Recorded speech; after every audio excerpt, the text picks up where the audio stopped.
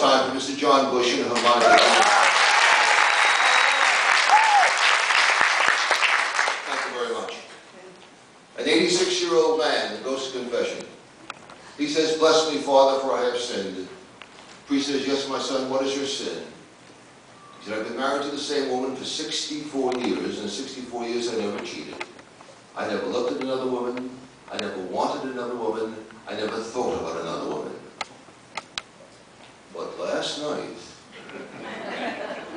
I had the chance to sleep with two 18-year-old blondes, and it was sensational." He says, "Tell me, my son, when was your last confession?" He says, "Oh, I've never been to confession. I'm Jewish."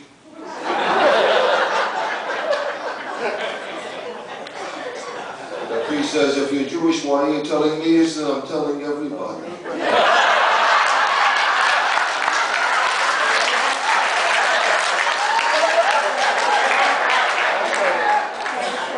92-year-old man meets a 90-year-old woman in a nursing home. They date, they fall in love, they become engaged. But before they marry, they run downtown to the biggest drugstore in town, find the pharmacist, and query him. "You carry bedpans?" "Yes, we do." "Carry canes?" "An assortment of. We have those."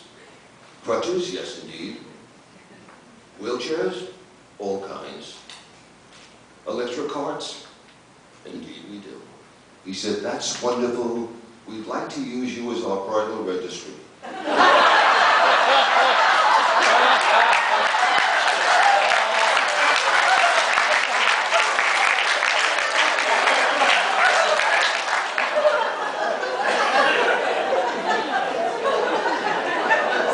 man dies, goes to heaven.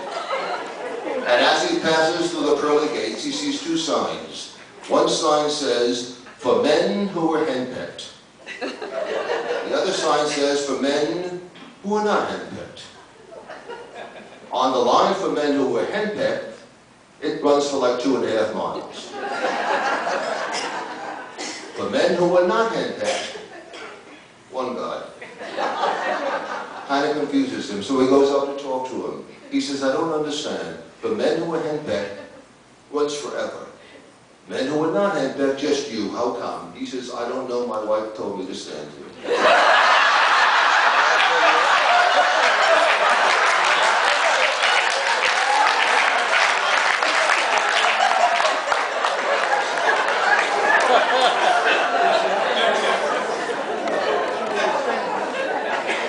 In South Florida, an older man, a senior older man, wants to have one last fling. Buys himself a Corvette convertible and puts it out on I-95, the #1 thoroughfare in South Florida. And he lets it go. 50 miles an hour, 60 miles an hour, 70, 80, 90, and a highway patrolman spots him and gets on his tail and starts chasing him. He goes up to 100 miles an hour, 110, 115, 120. Finally he says, "What am I, nuts? I'm an old man. What the hell am I doing this for?" And he pulls over to the side of the road. The highway patrolman pulls up behind him, walks up to the window and says, "Sir, it's Friday afternoon. I have 20 minutes left on my shift. If you can give me an excuse that I've not heard before for why you're driving at these excessive speeds, I'll let you go." He said, "Well, sir, some years ago, my wife ran off with a highway patrolman. And I thought you were bringing her back."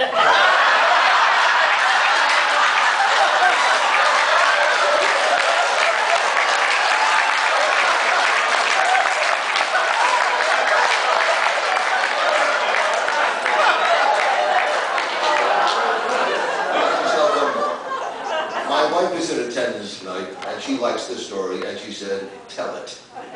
I'm not crazy. I'm going to tell it. A young man wants to hunt the great bull moose of Canada. And so he goes up to Canada and he finds the #1 guide for bull moose, Jean-Baptiste LaRue. And he says to Mr. LaRue, "I would like to go after the great big bull moose of Canada." LaRue says, "You're nuts. He said, it's very, very difficult. They're a very, very tough animal. They're as strong as can be. They roam the hills. But the biggest problem is they're very quiet. And they're very capable of sneaking up behind you, getting their paws behind you. And then you're really in trouble.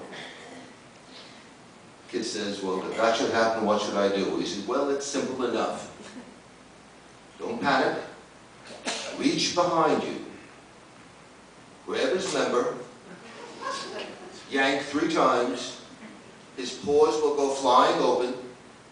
You take off down the hill as fast as you can.